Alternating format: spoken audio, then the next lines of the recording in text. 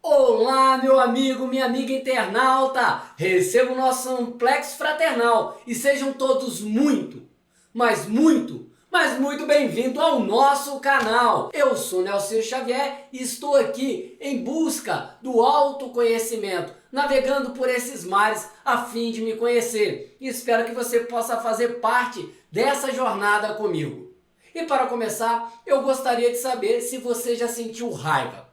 Não, mas eu digo muita raiva mesmo. Aquela raiva que você sentiu-se fora de si. Eu gosto muito dessa expressão, fora de si. Nós vamos falar sobre ela no vídeo de hoje. E eu queria saber se você pudesse se olhar assim de fora quando estava ali agindo com raiva, se você se reconheceria ou você se perguntaria: quem é esse? Você já teve angústia, esse sentimento, sem saber realmente quem você é? Por que você agiu daquela forma?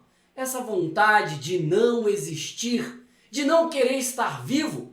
Por que será que isso acontece com a gente? E se eu lhe afirmasse que nós somos um albergue e que dentro deste albergue existem vários moradores? Se você quer saber quais são os moradores que moram em você, eu te faço um convite. Vem comigo, porque chegou a hora de sermos fortes, abandonar a caverna e detonar a matriz.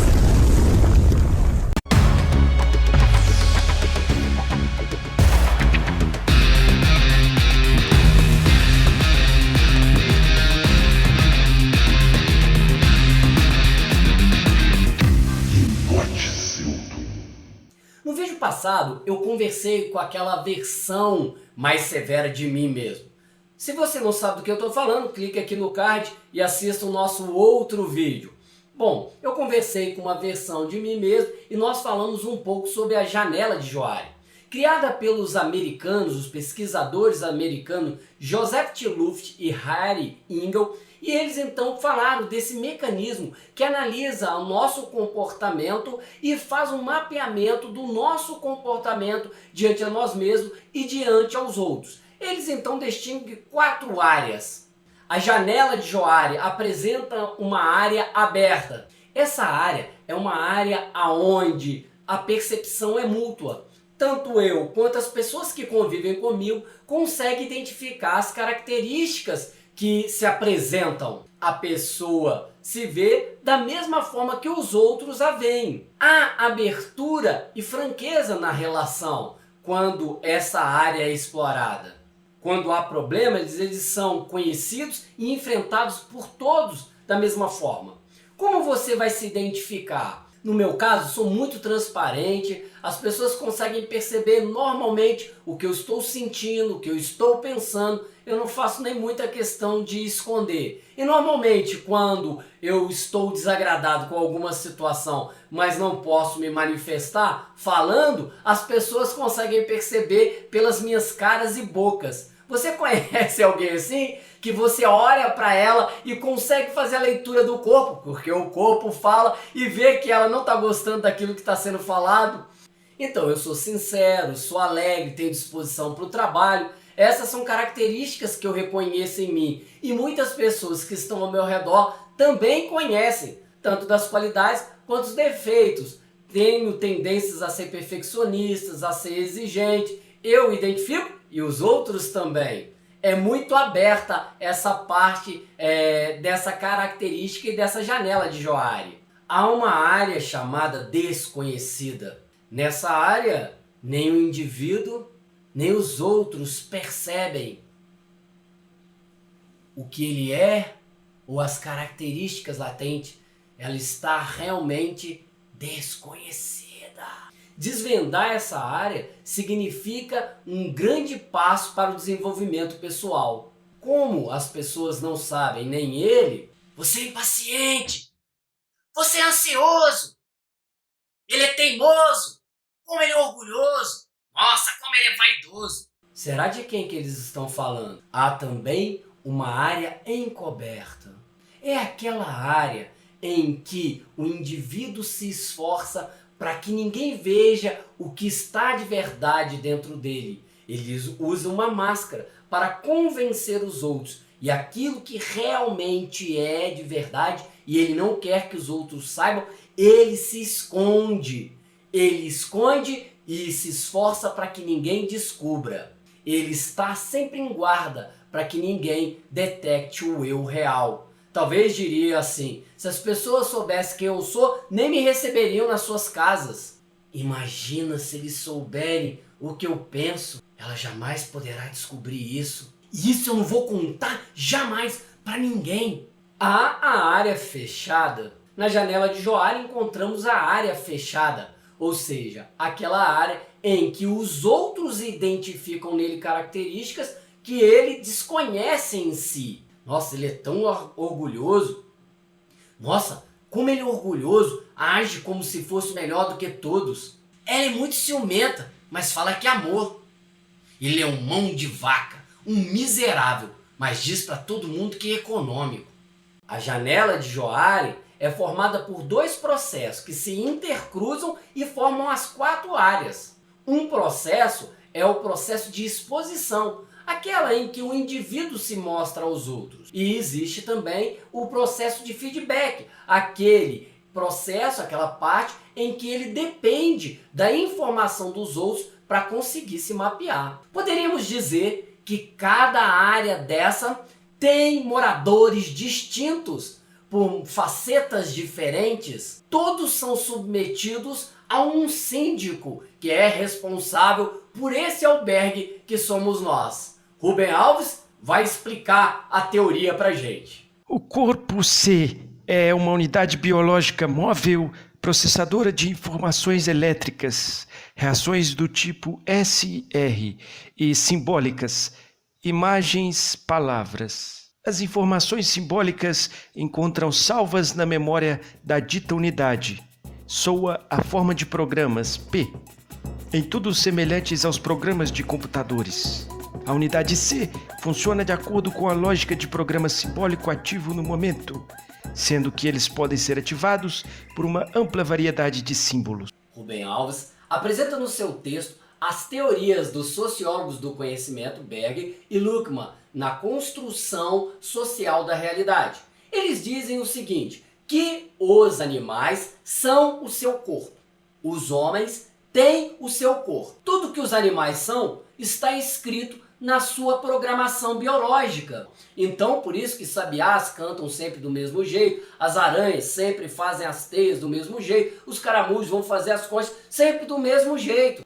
O corpo falou, está falado. Não existe conflitos. Corpo e alma estão sempre de acordo. É por isso que eles não ficam neuróticos. Os homens são diferentes. Eles não são um corpo, eles possuem um corpo.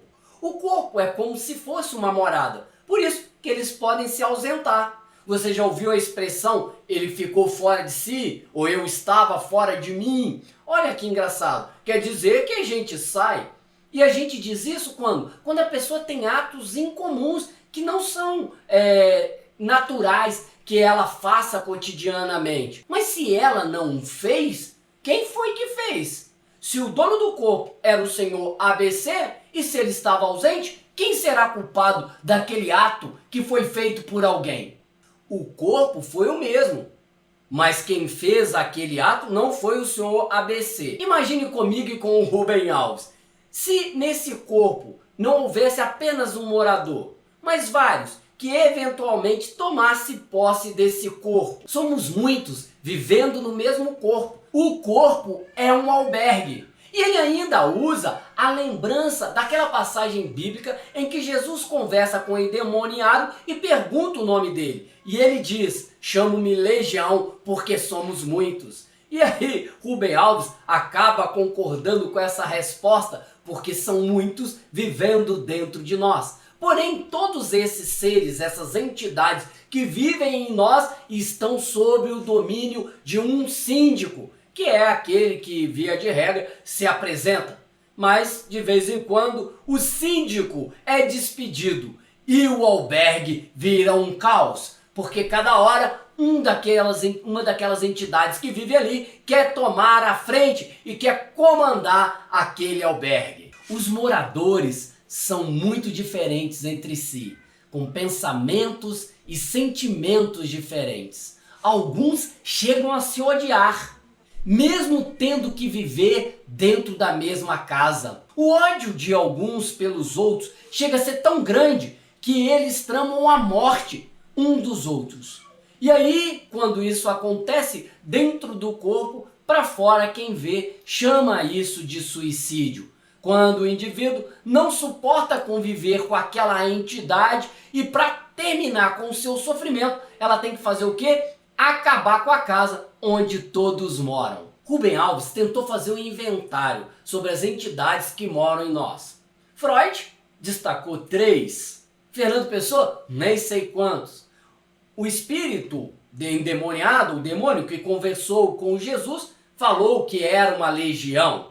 Rubem Alves ficou tendente a concordar com o demônio. E ele diz aqui que demônio, na sua etimologia da palavra, não tem o significado mal que nós dávamos, né? Tanto é que Sócrates tinha um daimon, Agatha daimon, ou seja, um anjo bom, um gênio bom. Então, dependendo do gênio que está conosco, que nos habita, poderia fazer coisas boas ou coisas más. Fairbairn explica pra gente sobre essa teoria. É tão evidente que o psicoterapeuta constitui o verdadeiro sucessor do exorcista. Sua missão não é perdoar pecados, e sim desalojar demônios. Há moradores de todo tipo, e o curioso é que o corpo parece não faz uma investigação das credenciais do pretendente albergado antes de aceitá-lo como morador. Eis algum deles. O depressivo de poucas palavras, o alegrinho falador insuportável, o sargento que gosta de dar ordens, a bruxa horrenda de voz gritada, o torturador sádico, o filósofo sábio, o místico, o romântico apaixonado, o invejoso verde, o ciumento, o mal-humorado que acha tudo ruim, o carrasco, o rancoroso que se compraz em esgravatar o passado, o canalha, o moralista, a perua, o velho, a criança, a lista não tem fim. Então, meus amigos, como vocês definem o síndico que há em vocês cuidando do seu albergue? Você saberia dizer quais são os principais moradores do seu albergue? Qual é o que causa mais estrago quando está sob o controle do albergue? E acima de tudo, o que podemos fazer para desalojar os demônios destruidores da nossa felicidade de nós mesmos? Eu queria pedir a você, deixe nos comentários aí pra gente. Então, receba o meu amplexo fraternal e não se esqueçam! Norte Celto. Oi amigos, meu nome é Marcela Zaidan e eu estou aqui para convidar você que é apaixonado por essa trajetória do autoconhecimento. O autoconhecimento é uma coisa incrível, é um processo que transforma a gente. E eu tenho uma super dica, que é o canal de um amigo meu, Gnot Seldon. Ele é conduzido pelo Nelsinho Xavier, amigo de longa data, pessoa incrível, incrível mesmo, e que vai te levar por essa jornada fantástica do autoconhecimento. Você não pode perder. Siga as redes sociais, YouTube, Facebook e Instagram. Você não vai se arrepender mesmo. Eu super recomendo, tá? Beijo incrível e embarque nessa com a gente.